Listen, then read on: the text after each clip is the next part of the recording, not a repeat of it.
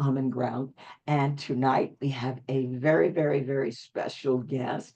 I am joined by Congresswoman Lisa Blunt Rochester from the great state of Delaware. And she's going to be talking to us about her work in working on inspiring voters, especially Black voters, to turn out and vote in 2024.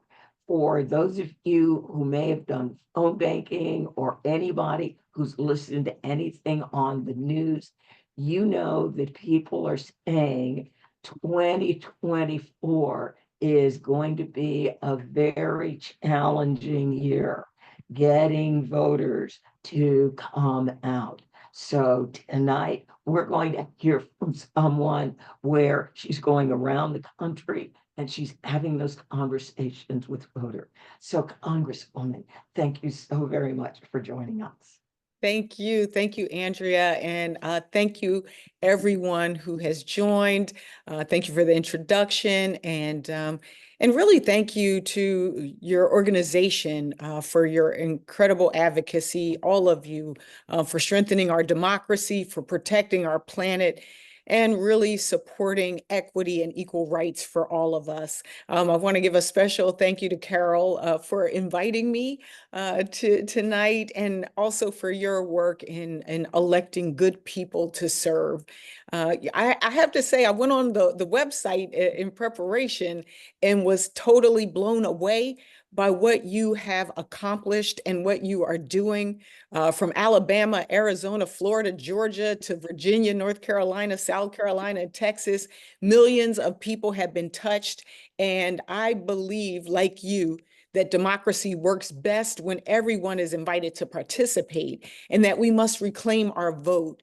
And so I come at this, like all of you, with ready to have my sleeves rolled up to make sure that there is real representation, the representation that we deserve and need in November. And today, as you all know, is a very special day, being the second anniversary of the Dobbs decision, the first time a constitutional right has been taken from us. We see other reversal of rights, whether it is, the ability to use diversity, equity, and inclusion in hiring decisions, in the kinds of materials that are shared.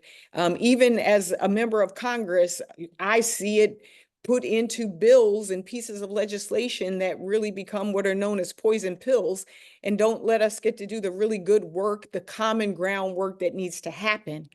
We also know that the issues that we face right now are, issues that are really shaking the foundation for everyone. And as we talk about reclaiming the vote, as we talk about people having confidence in the vote, we know that we need this in order, as a country, as a democracy, to be able to stand. So when we deal with issues of climate, and we know that you are also working on the ground in Black and brown communities, environmental justice is real and the need for it. When we look at the economy and making sure that each and every one of us gets our fair share, this is an important time.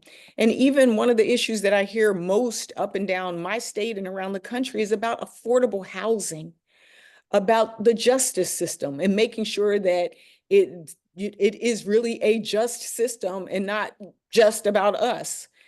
And then we are facing big challenges of misinformation and disinformation, and also rights being taken away to allow us to participate in our democracy and to vote. Some of you may not know that in the state of Delaware, which some people consider a blue state, just a blue state, we vote blue, purple, and red in our state. And the reality is that our Superior Court just recently took away early voting and permanent absentee voting. And that change means that we are one of only 4 states in the country where you have to vote on election day. That's New Hampshire, that's Alabama, Mississippi, and Delaware.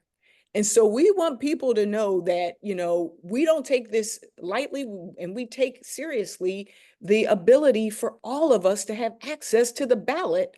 And again, we don't want to depress our vote. We want to make sure that people participate. So again, this is why an organization like yours is so vital, and especially in this moment. And I understand that you are a nonpartisan organization. And so for myself, as someone who was just named a bipartisan champion, I believe that when we do work together, when we do find common ground, we get better, stronger solutions that are lasting. It's why I started a bipartisan future of work caucus in the Congress, because I saw machine learning, artificial intelligence, AI, all of these things coming at us. And the people most impacted are people of color and women. Our jobs are the ones that are most at risk from many of these changes. But I said, we need to look at this as Democrats and Republicans and as a country and think about the solutions and the protections for all of us. And so again, as a member of Congress, I want you to know that the reason why these things are so important that we tackle together is because we want people to have faith and confidence in our institutions. When they don't have confidence, when they feel like, what difference does it make if I vote? Then people don't turn out to vote. And so I want to just say thank you so much for the work that you do to educate and empower voters so that they come out, and particularly voters of color. Now, I wanted to also, say I wear many hats. I wear the hat of a congressperson representing the whole state of Delaware. We only have one member. And for me, this is a job that started with an internship back in 1988. I went to a town hall meeting. My congressman at the time in 1988 was Tom Carper, who's now our senior senator. And I had a 2-year-old son, Alex, on my hip. I was pregnant at the time, didn't even know it. I was a grad student, and I just went up to the congressman afterwards and started talking about getting involved. And he said, if you want to get involved, apply to our office. We have internships. And that internship turned into becoming a caseworker, helping people with Social Security, disability, helping people who were unhoused. I went from caseworker. He then became governor.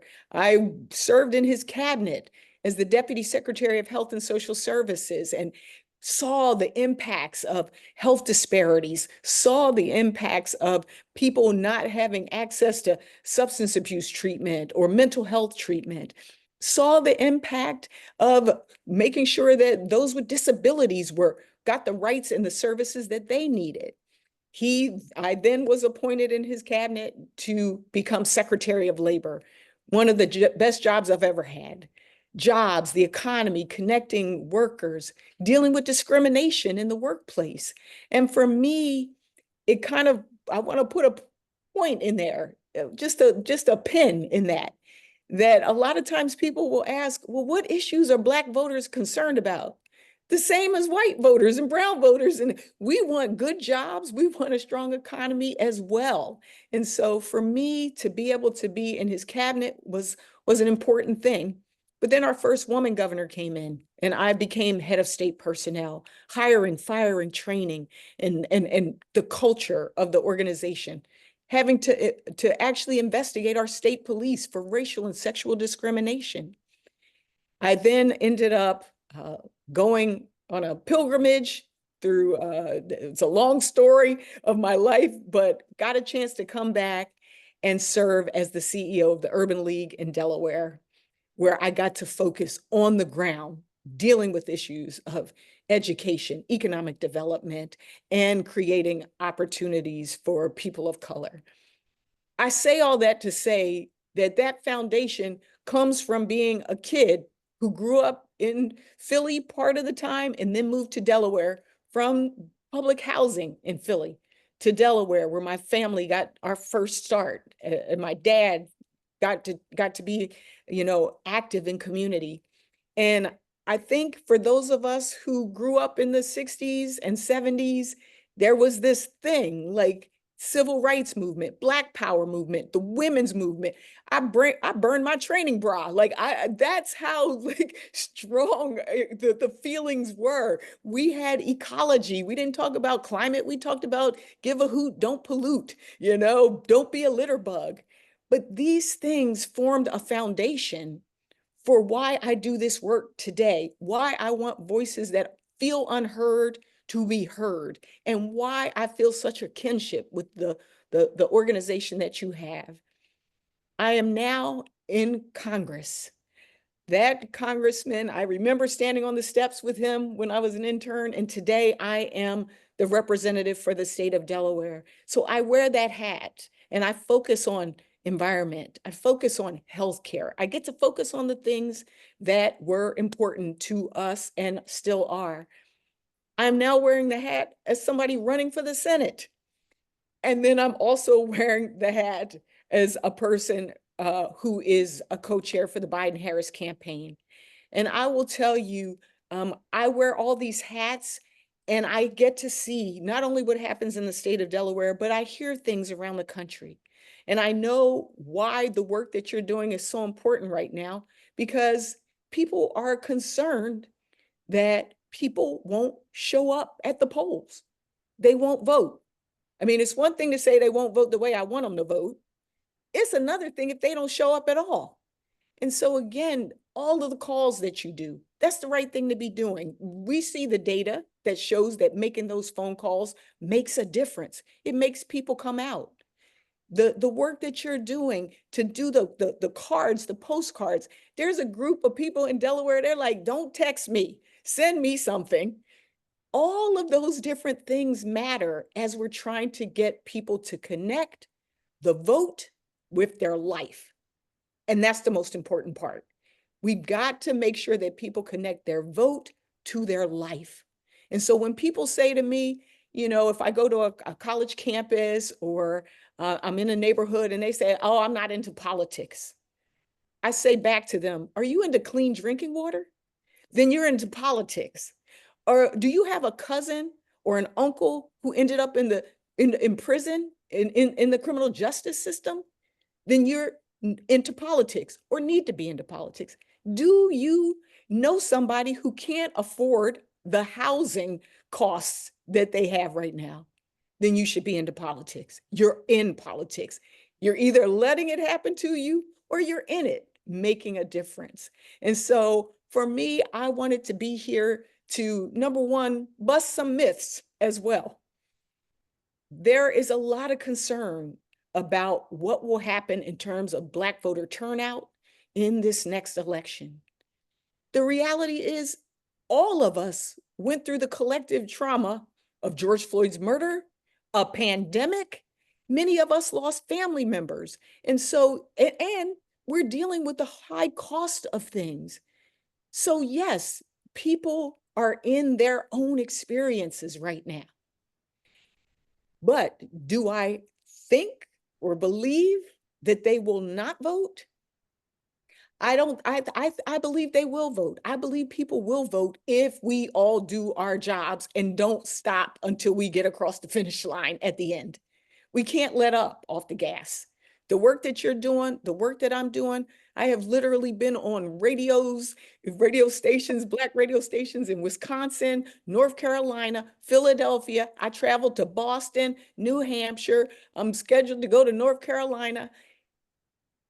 Part of it for me, again, is connecting people's vote to their life. And it is about the message. And that's why it's important for you to be equipped with the things that have gotten done in these last years so that people have some confidence. The fact that we see an investment in HBCUs of $16 billion, the most ever, that's something that's important. $160 billion in student loan debt relief. That's one of the number one issues that I hear about from people.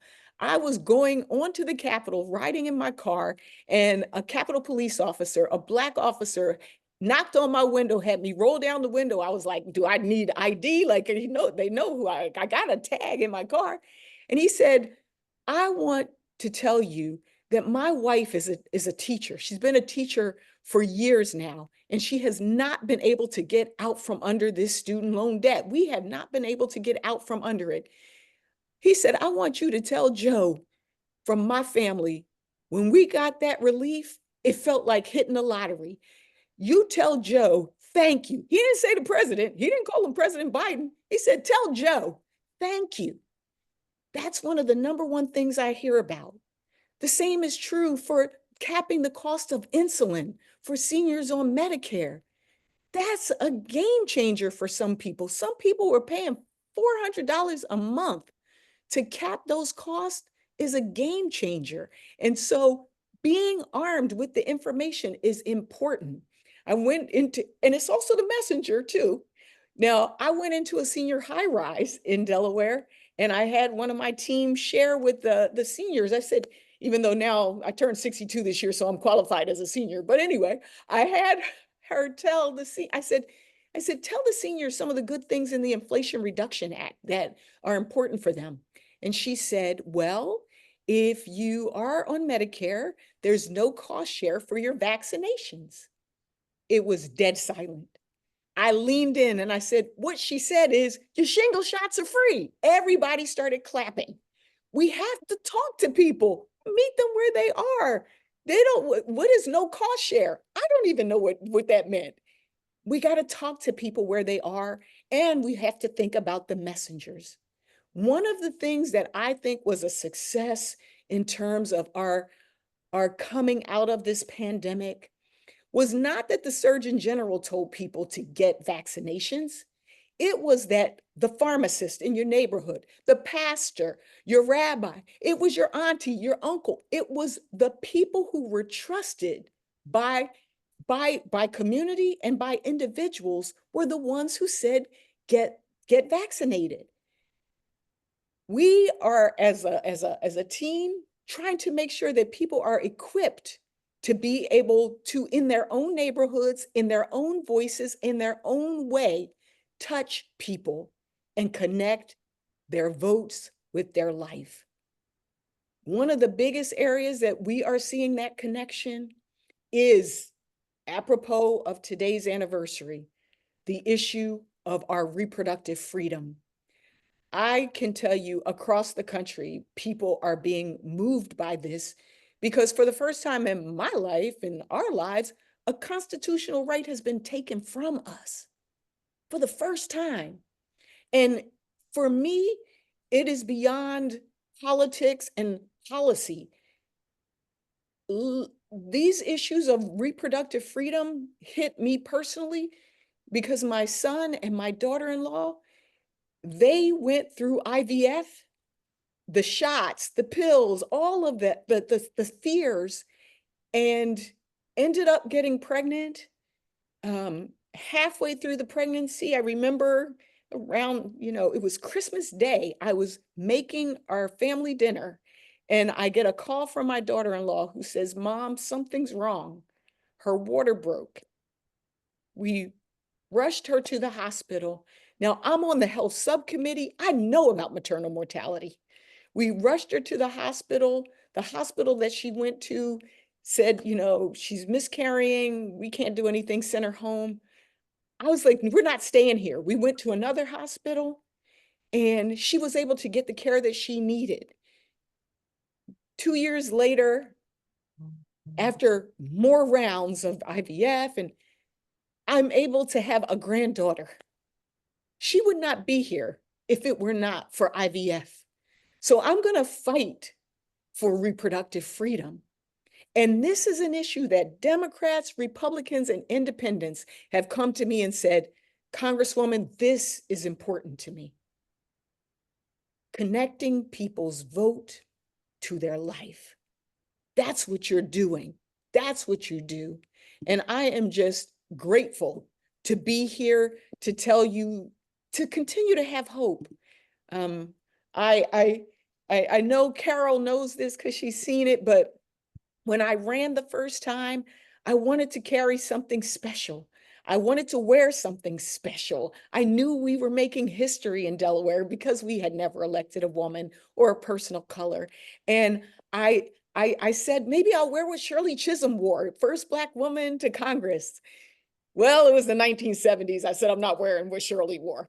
But my sister, who had done some research, found a document that allowed our great, great, great grandfather, who had been enslaved from Georgia, to have the right to vote. We took that document and we turned it into a scarf that I carried on the day that I was sworn in. It is the Returns of Qualified Voters and Reconstruction Oath from 1867. On the bottom is an X because he could not read or write. I carried this scarf on the day that I was sworn in. I carried this scarf on January 6th when I was trapped up in the balcony in the House chamber when the insurrection happened. And I can tell you, all I could do was pray. That's all I could think to do. And I could feel our history. I could feel slavery. I could feel women locking arms for the right to vote. I could feel two world wars, 9/11. I could feel a pandemic. We are still here. This is my proof of what we have been through, and it's my inspiration for all that we have ahead of us. We've got this because of people like you. So I just wanted to say thank you. I'm grateful for your service. And I'm hoping that the theme of our campaign is Bright Hope, the name of the church my grandmother attended for 70 years in Philadelphia. And I'm hoping to bring some bright hope to the Senate. And I believe together we can bring bright hope to this country. So bright that, look, it's shining on me in my house here. You can't even see me. It's so bright. But thank you so much, Carol. Thank you, Andrea. And thank you to all of you at the Center for Common Ground. Thank you so very, very much. One of our team leads put a little note in the chat, and she said her answer to when people say, I don't do politics, you don't do politics. Well, politics does you. That's right. That's exactly right. That's exactly right. So, yes, yes, yes.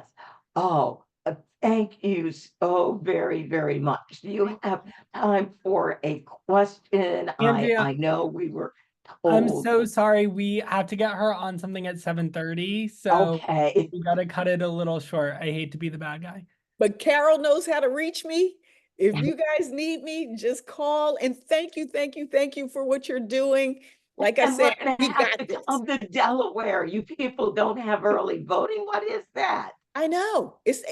Let me tell you, we're on the Mason-Dixon line, and people think it's just a blue state. I tell them it's blue, purple, and red, but we're gonna win.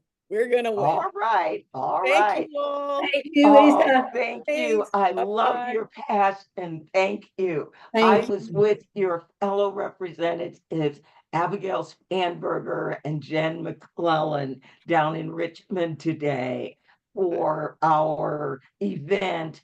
The questionable, we need a word when it's something horrible, the anniversary of Dobbs. I hate ruining the word I anniversary for said the same something thing like to my this. team earlier. I said, don't call it the Mm. anniversary right now. It is the second, but it's commemorating that Yeah. that very very dark day. Yes. So, Yes. but Yes. we're gonna end on bright hope. Bright hope. Thank you. Thank Thanks. you. Bye, And you are everyone. a bright hope. Yay. Bye. Thank Take you care. so very much. Wow. Isn't Oh, she I don't know. fabulous? But yes, I am feeling Fabulous. really, really inspired. I hope everybody else is. And because I am feeling inspired, Gabriel put up my slideshow so I can walk people through what we have done and where we're going. All right, it is June. It is nearly the end of June. So we're going to do an update on where we are. We just finished the Virginia primary and where we're going. Next slide, please. My computer is acting strange. All right, now in Virginia, where our primary was on Tuesday, Our partisan breakdown in Congress is both our US senators are Democrats. We have 6 Democratic House members, and we have 5 Republican US House members. All right, next slide. Now, this is the way the map breaks down. So Democrats are up here in Northern Virginia. And then also when we get down here in the Richmond area, and when we get over into Norfolk. Now, we've got one area that's bright red. So this part down here would be called Southwest Virginia, and this is Northwest Virginia. That's currently where the Republican seats are. This is mostly very rural. And then this seat right here, CD2, the one down below Norfolk. This is a district that goes back and forth. One legislative session, it's Democrat, then it's Republican, and then it swings back and forth. In 2022, Congresswoman Elaine Luria, January 6th insurrection, and she was on the January 6th committee, lost her seat. That was one of the big primaries on June 18th. And then we also have this district here, which normally used to mostly be the rural areas and the sort of coastal areas, but now is going down into Chesterfield and Henrico. So it's coming into this Richmond territory. So our districts are looking very interesting. Next slide. Boy, Gabe's computer is jumping just like mine was. All right, now, 3 women won their primaries on June 18th. Leslie Maida, and that should be CD1, not 11. She won 66.58% of the vote. If you did any phone calls for us, you were calling Congressional District 2. That was that district south of Norfolk that's pink. That was Misty Otter Smazel's district. She won 70.12% of her primary vote. And then an area that just begins Southwest Virginia, Gloria Witt won CD5 with 57.23% of the vote. Now, because these women won their primaries, our 501c4 National Women's Political Caucus will actually be working on these races. Next slide. Now, the men who won in my district, this is Abigail Spanberger's old seat, Eugene Vindman won with 49% of the vote. And you're going, how did he win with 49% of the vote? Well, there were 4 other Democrats running. So it was a very crowded primary. Now, up in Northern Virginia, in CD10, Suhas Subramanian won with 30.45% of the vote.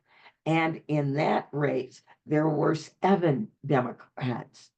And then Jerry Connolly won his race with 85.64% of the vote.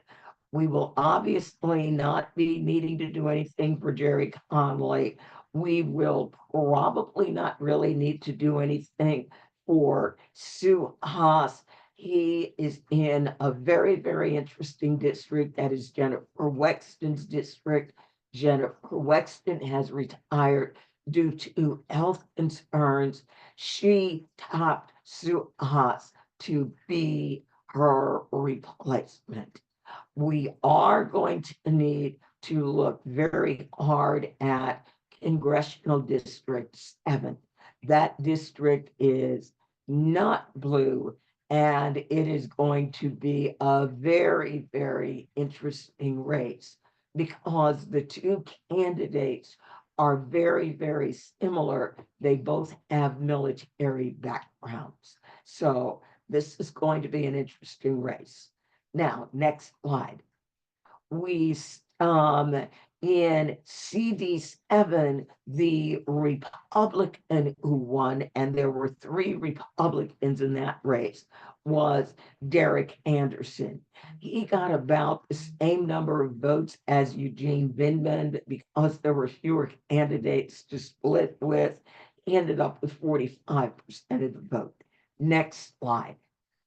We still have a race in Virginia that is not called, and that is CD5, where we've got Bob Good and we've got John McGuire still running against each other, only separated by a couple hundred votes.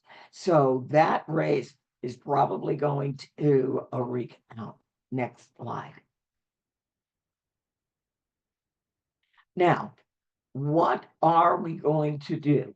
Right now, we are working on North Carolina Pledge to Vote postcards, and that campaign will end on July 1st. We have assigned all of our Arizona Get Out the Vote addresses for the Arizona primary, and we are launching the Florida Get Out the Vote, and then also Georgia Get Out the Vote. That will be June 28th. So those are coming up. Now, Texas will launch on July 19th. Virginia will launch on August 2nd. Now, remember, Virginia has 45 days of early voting. Didn't want to say anything in front of the Congresswoman, didn't want to make her feel bad. I was thinking maybe we could give her a couple of our days, but doesn't work that way, unfortunately. So we will launch that campaign August 2nd. We begin voting in Virginia September 20th. In North Carolina, Get Out the Vote, that will launch on the same day. South Carolina launches on August 16th, and Alabama, which has no early voting at all, Alabama will launch on September, and I can't see that date, it's too far down. And I've got the transcription running. So it will launch in September. Next slide. Now, phone banks.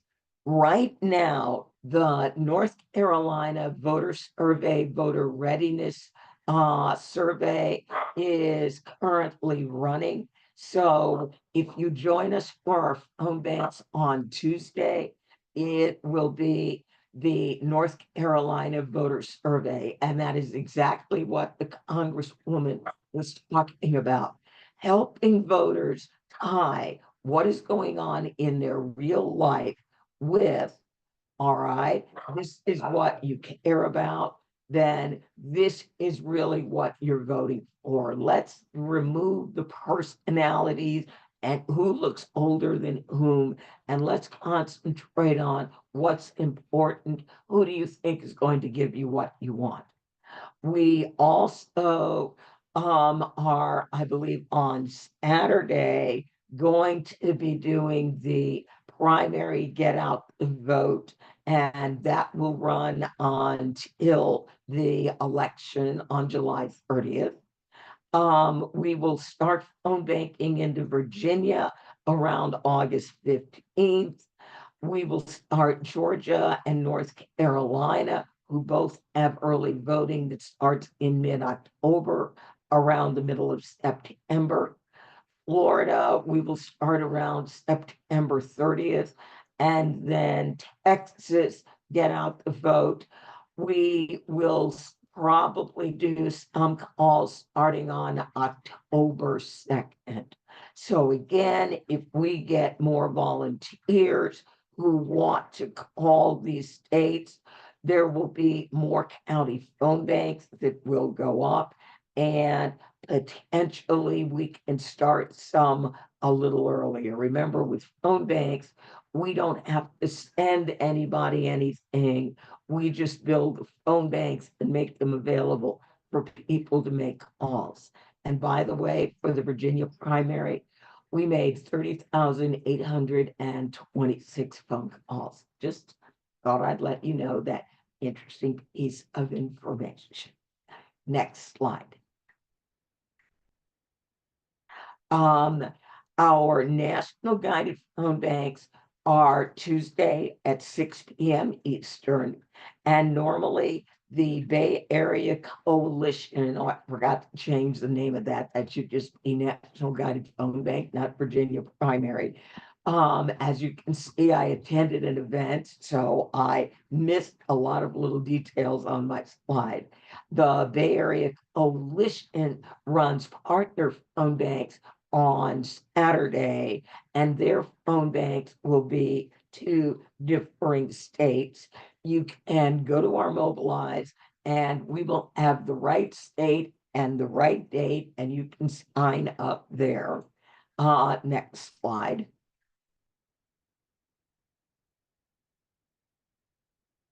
I wanted to make sure everybody saw our new 2024 postcards, the Vote Your Power in the upper left corner. That postcard is going to have a brother sister postcard that reads, Vote Your Future. And that will be coming probably within the next 2 weeks. So there will be a postcard set for 2024. Next slide. And the how you can help slide. If you want to volunteer with our 501c4, you can go to nwpcva.nationbuilder.com, volunteer. You can donate, and it's actually endorsements 2024. As you can see, I was running after going to an event in the morning. Next slide. And on our C3 side, which many of you are on the C3, you can go to centerforcommonground.org/postcarding, centerforcommonground.org/phone banks. Texting is not going to begin until October, because we can text very, very, very, very quickly. So we're going to wait until we have used our other modalities for contacting voters, and texting will be the last one that we do. And let's shut this off, and I'm happy to entertain questions. All right, do we have any questions? And Andrea, there's a great question from Nicole. She says, if the group I'm organizing for can only do 2 to 3 states, do you have a recommendation for which states we should do? Ooh, all right, 2 to 3 states. I'm going to recommend Virginia and Georgia, mainly because everybody and their brother is working in North Carolina, and it is going to be very difficult for Virginia and Georgia to get the attention that they need. Now, in Virginia, we've got 2 US House seats where we are really going to need to work in CD2 and CD7. Virginia is not a blue state. As the Congresswoman said, we are red, we are blue, and we are purple. And it's all based on voter outreach. What turnout is the biggest turnout? Also, people are suddenly believing that just because Georgia has 2 Democratic senators, that Georgia is blue. It is not. If you've ever looked at the Georgia legislature, you would know they are as far from blue as one can get. So I'm going to say Virginia and Georgia, because everybody and their brother is going to be going after North Carolina because they really and truly are totally not blue. I love that question. Okay, are there others? Oh, yes, I'm chuckling at some of these notes.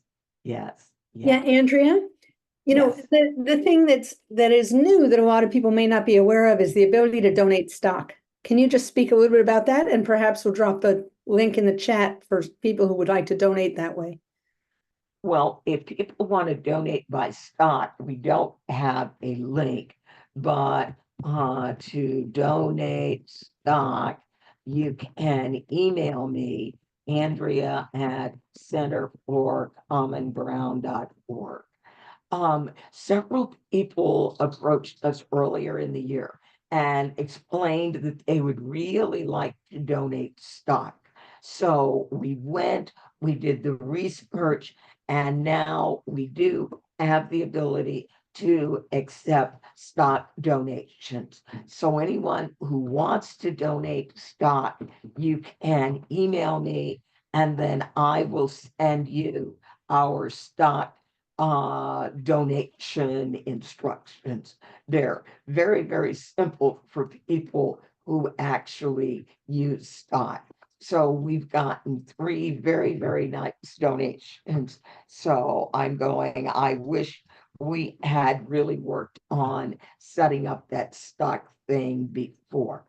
Josie's not here. Gabriel has also dropped in our donation page. And so we dropped that in the chat. We currently are working to raise $425,000, yes, to fund our 7-state program. Now, we already have the data. That's one flat cost. What we are working to raise is we have a national staff. We also have people who work in our democracy centers, and we are burning up the phone lines. And because we use browser dialing, every 3,000 calls we make, that dialer racks up another $150. And then we are going to want to text voters starting in October, and texting is very, very expensive. We know because we remind voters why they're voting, and then that gets them thinking and figuring out who the best person is, that our turnout model really, really work. It's going to be interesting to see what numbers we are going to be able to rack up in 2024. I will give you a North Carolina example.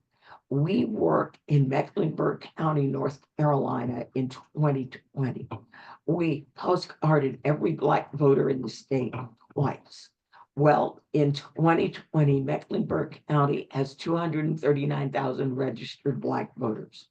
In 2020, 162,000 of them voted. Now, we did not work in North Carolina in 2022. The groups in North Carolina said, we got this. We really don't need outside groups coming in and doing anything. So we didn't work in North Carolina.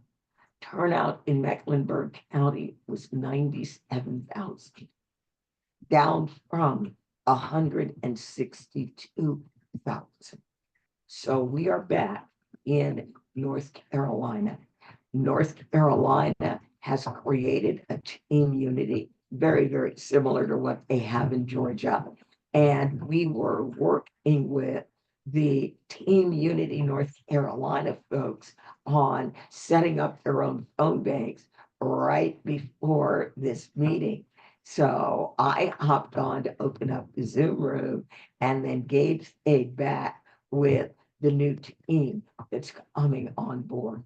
So what we are building, and it's starting to really take hold, is we are building inside our focus states their own phone banking teams, so that yes, we can call on their behalf, but they are also learning and beginning to empower themselves.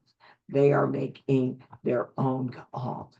Oh, and Gabe, yes, by all means, Gabe has a phone bank impact image. Yes, please share that.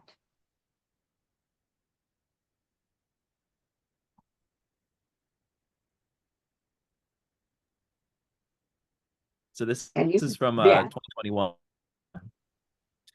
when we made calls into Virginia, and these groups were, I think we had over 1,000 voicemails that were left, and the group of voters that was uncontacted was over 1,000 as well. So these are some pretty strong numbers suggesting that even when you leave a voicemail with our phone banks, that is going to be 6 percentage points bumped up in terms of turnout, which is pretty awesome, and gives some real numbers and a real sense of how impactful these calls are. all right, I love it. And most elections are won or lost by 2 and 3 percentage points. They generally are not 6 or bigger. And if you have the old ROV cards, by all means, please feel free to use them. What I've decided to do is every year I'd like to introduce a new card or a new card set. But by all means, whatever Reclaim Our Vote postcards you have, please, please, please feel free to use it. Oh, we've got a question. Gabe, do you want to take this? What is the Get Out the Vote script like? Our Get Out the Vote scripts are really just focusing on giving voters as much information as possible so that they have the tools required to find their voting locations. Making sure that they know where their closest early voting location is so they vote early. They're not preachy at all. They're so much different and so much better than candidate calls and partisan calls. And because of that, they're a lot more effective. And we don't do the real cringy things like we know who voted. I mean, that's kind of like, oh wow, or like people just spying on me. So we don't ever say anything like that. I see there's a note. It might say something like our rights are on the ballot. This is for Florida.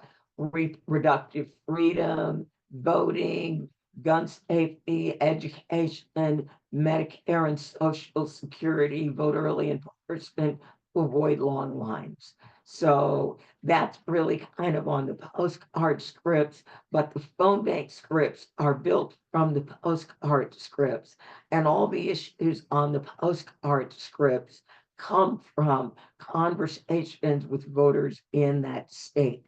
So in North Carolina, we're doing the voter survey, where we're asking them what's important for their community and their family.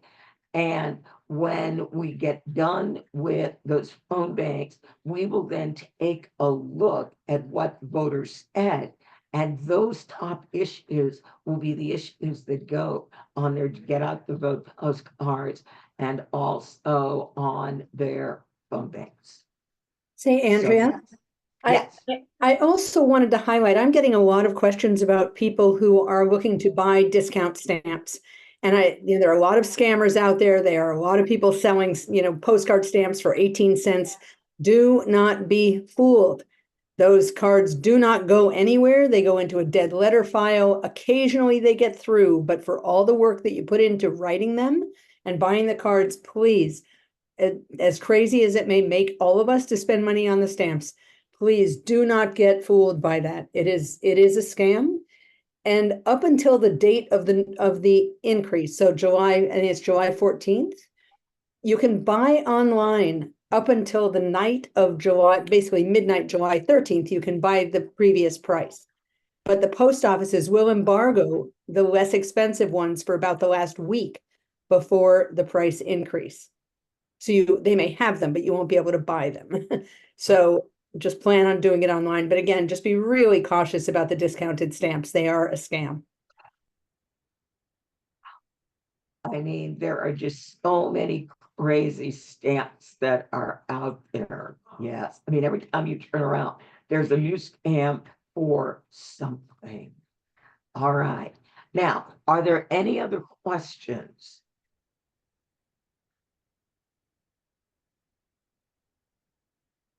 I'm wearing my old glasses, so I'm struggling to read. So, you know, people say the dog ate my homework. Well, the dog ate my glasses. So, Here's the question. Do you plan to text info on voting logistics along with phone banking? I found it helps with those with crying babies or who are driving to ask if I can text the info. That's from Karen Kennard has asked that question. now, the phone bank system that we use does not have a texting component. We leave it up to the individual phone banker if you choose to text the information to the voter, because that means the voter will have your phone number.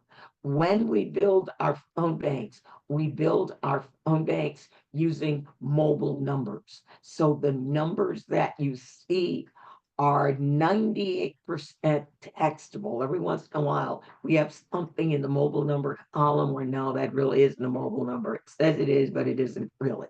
We generally try to use mobile numbers for that reason. If you want to reach out to a voter via text, you will have that number on your screen. Yes. Andrea, can you speak a bit about ActiVote? Carrie is asking. Oh, ActiVote, the absolute love of my life. All right, let me go get it. Petey, Oh, jealous. yes, I'm going to actually show ActiVote. Everybody should have ActiVote. It is available for you in all 50 states. Now, what does it do? Why am I so excited about it? I'm going to start with your elected officials. Most people know who the president is, and most people can get at least one of their US senators. After that, it gets real squidgy.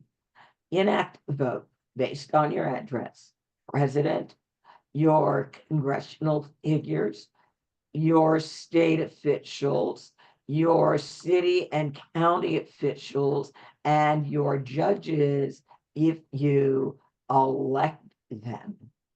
Now, I had an opportunity. I attended a Dobbs event today, and my rep is Abigail Spanberger.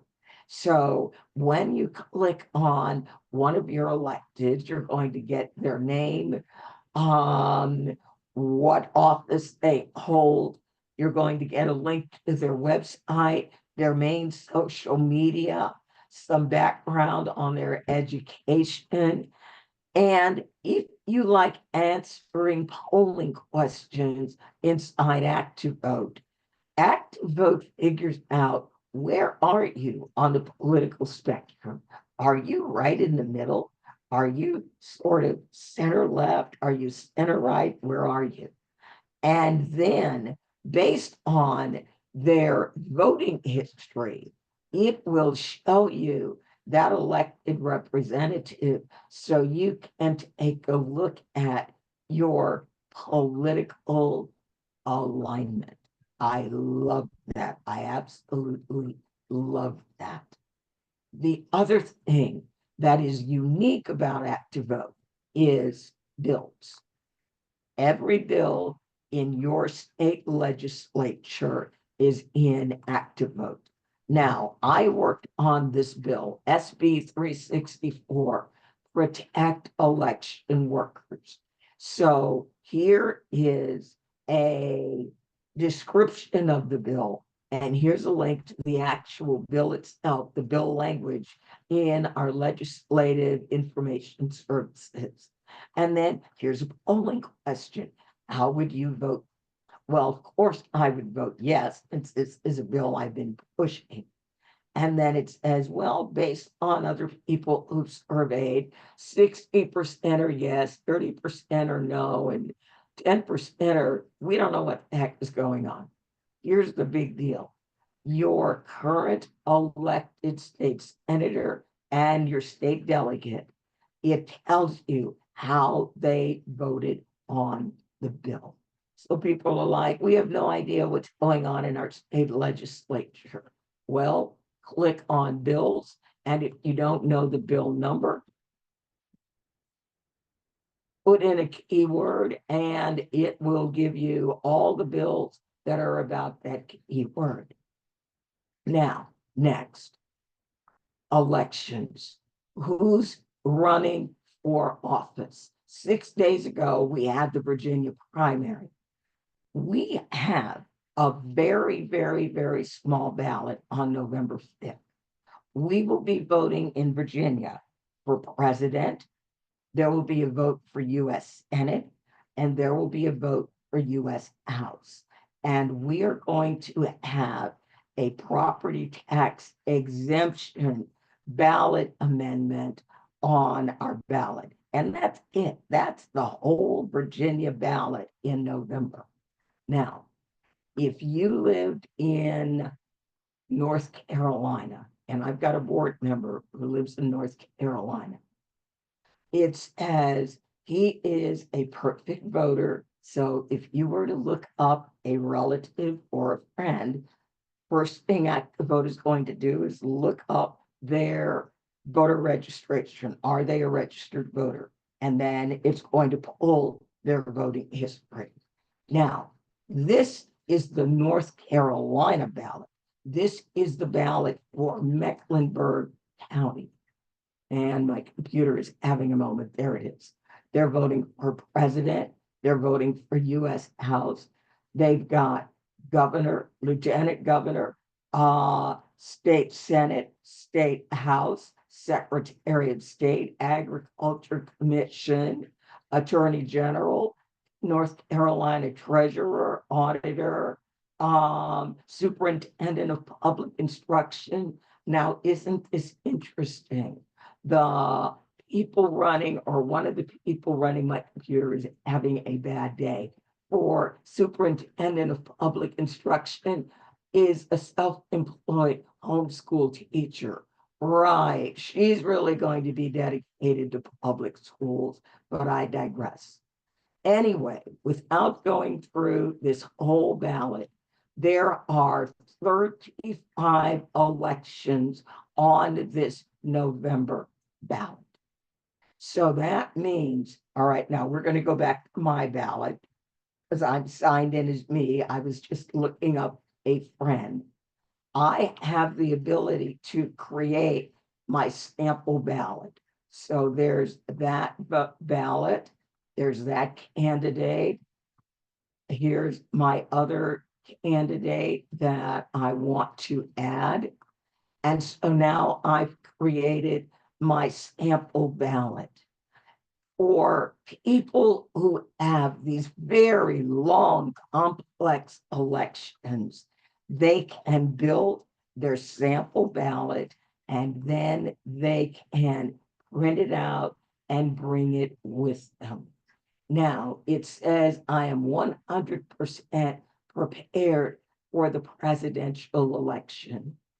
If my voter registration were to be canceled, this would go from 100% prepared to 0. And it would chase me mercilessly. It would be saying, hi there, your voter registration is no longer active. It would be emailing me. It would be texting me. So this watches the status of your voter registration. And here is my sample ballot. As I said, my ballot is very, very, very, very simple. But if you were in North Carolina or you were in Georgia, this would be something that you could print out. It has all the information, all the dates, all the links for vote by mail. And it also has information on early voting. So early voting starts 45 days before election day. It actually starts Friday, September 21st. I know that the rule in Virginia is if 45 days before early voting is on a Saturday or a Sunday, early voting actually begins on the Friday before. So I know that. All right. And this is what you get with Active Vote. Now, it is going to ask for your name and your address. It does not share that information with anybody else, but it does need it to be able to check your voter registration and make sure it's still active and pull what's going to be on your ballot.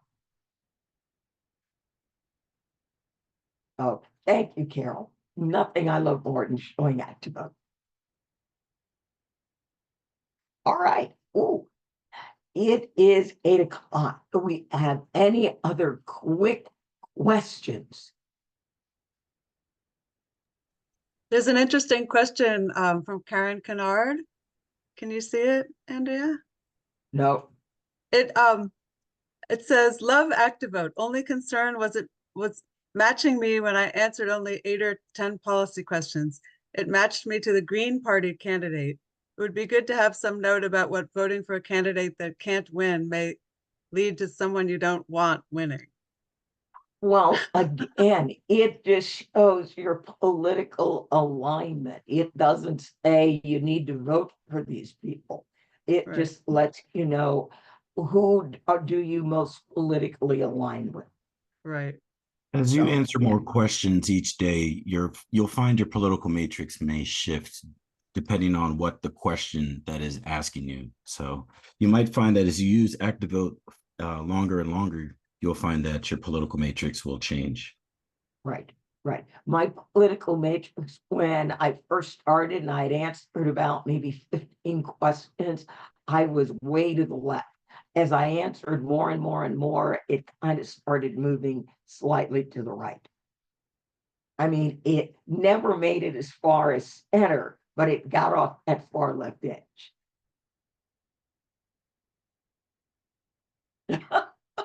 Yes, yes. It is very, very dynamic. Yes, yes, yes, yeah. All righty. Active Vote does not register you to vote. No. It simply will tell you, oh my God, your registration is no longer active. You're going to need to register. It is not a voter registration tool. It is a tool for registered voters. Excellent question. Yes. And I believe one of the reasons they don't attempt to register people to vote is they are already looking at every bill in every state legislature in all 50 states.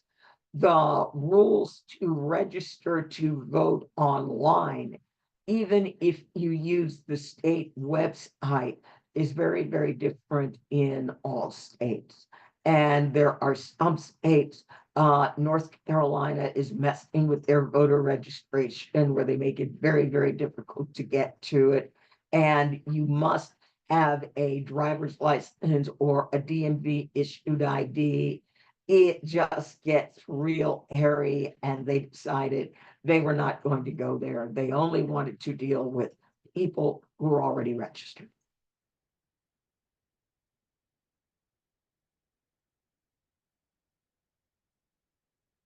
All right, yes. Well, I'm going to thank you for joining us tonight. The Congresswoman Carol was inspirational. I was sitting there making myself say, don't say preach, preach, just be quiet and smile. I was so delighted. I was so enjoying it. Thank you to all my wonderful team who is here, Carrie and Gabe and John and Nancy. And I know Janice was here for a while. Thank you all so very much for everything that you do. We've got our various postcard folks. I saw Catherine. Thank you all so very, very much. Everybody have